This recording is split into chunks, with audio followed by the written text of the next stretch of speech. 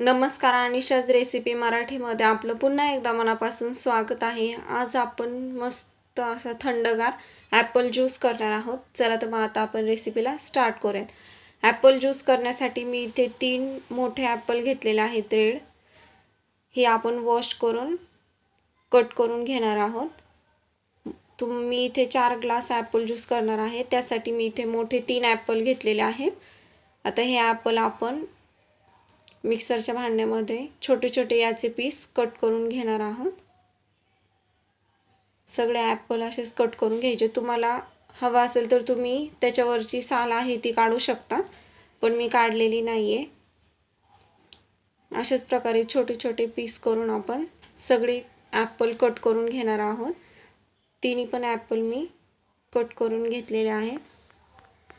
आता यामध्ये आपण तुमच्या आवडीनुसार कितपत गोड हवे त्यानुसार तुम्ही यामध्ये साखर ॲड करा। मी इथे मीडियम वाटी असती ती 3 वाट्या साखर यामध्ये टाकलेली आहे।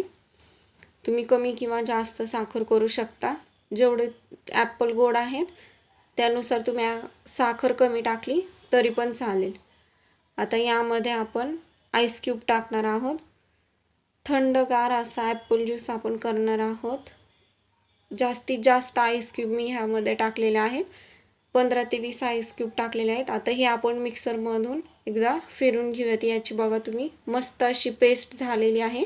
आता यामध्ये आपण दूध टाकूयात। इथे मी 4 ग्लास करणार आहे, तर मी अर्धा कपच दूध टाकलेलं आहे फक्त।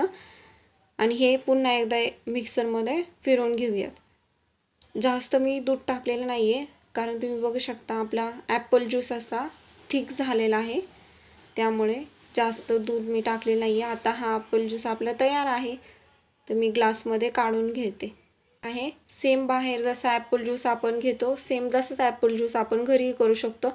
अशाच नवीन नवीन रेसिपीसाठी अनिशाज रेसिपीला लाईक करा, शेअर करा आणि कमेंट करून सांगायला विसरू नका। थँक्यू।